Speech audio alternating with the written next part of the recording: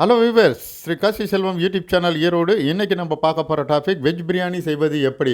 Veg பிரியாணிக்கு தேவையான பொருட்கள்: முதல்ல அரிசி 2 டம்ளரில் எடுத்து ஊற வச்சுருங்க. ஒரு அரை மணி நேரம் ஊறினா போதும்.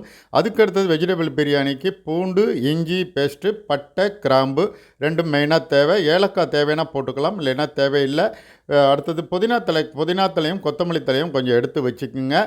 நம்ம தாளிக்கிறதுக்கு முதல்ல பட்டை, கிராம்பு நம்ம குக்கரை ஸ்டவ்வில் வச்சுட்டு ஒரு 4 அல்லது 5 ஸ்பூன் எண்ணெயை ஊற்றிக்கிங்க. எண்ணெய் நல்லா காஞ்சோடனே ஒரு சின்ன பட்டை போதும். லவங்கம் ஒரு 5 லவங்கம் போட்டிருக்கேன். ஏலக்காய் தேவைன்னா போட்டுக்கோங்க, ஆப்ஷனல் தான். அடுத்தது நம்ம கல்பாசி போடுறோம். கல்பாசி எப்போதுமே செட்டிநாடு ஸ்டைலில் நல்ல ஸ்மெல் கொடுக்கும், அருமையான ஃப்ளேவரு. அதை போட்டோன்னே வெங்காயம் 2 மீடியம் சைஸ் வெங்காயத்தை நீட்ட வாக்கில் அரிஞ்சு வச்சுருக்கேன். அதையும் எடுத்து அந்த குக்கரில் நம்ம போட்டு இப்போ நல்லா ஹீட் பண்ணுங்க. அதை நல்லா வதக்கி விடுங்க.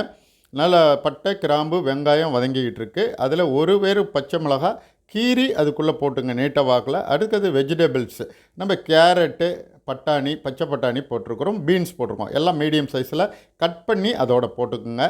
அதையும் நல்லா வதக்கி விடுங்க. அப்புறம் அதில் வேணுங்கிற அளவுக்கு 2 தக்காளி போட்டிருக்கிறோம்.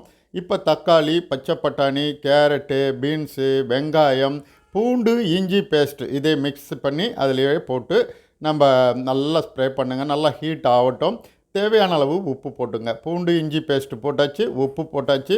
எல்லா வெஜிடபிள்ஸும் நல்லா பொன்னிறமாக வணங்கி அருமையாக இருக்குது. நல்ல ஃப்ளேவர் ஸ்மெல், அற்புதமான ஃப்ளேவர்ஸ் வருது. இதுதான் நம்மளுக்கு வேணுங்கிறது. இந்த டயத்தில் நம்ம தண்ணி ஊற்றலாம். நல்லா வணங்கணும். பச்சை வாசம் போனோன்னே நம்ம தண்ணி ஊற்றுறது கொஞ்சம் கரெக்டாக அளந்து ஊற்றணும். இந்த பாருங்கள், புதினாவும் அதில் போட்டு கலந்துக்கலாம். தண்ணி வந்து 1 டம்ளர் அரிசி ஊற வச்ச அரிசிக்கு 2.5 டம்ளருங்கிறது கரெக்டான அளவு. 2.25 அல்லது 3 கூட போடலாம். நான் 3 டம்ளர் ஊற்றினேன். நல்லா வேகணுங்கிறதுக்காக 3 டம்ளர். அதுக்கு மேலே 4 டம்ளர் 5 டம்ளர்லாம் போட்டிங்கன்னா அது பொங்கல் மாதிரி வந்துடும். ரொம்ப குலைய விடக்கூடாது, அப்போ தான் பிரியாணி நல்லா டேஸ்ட்டாக இருக்கும்.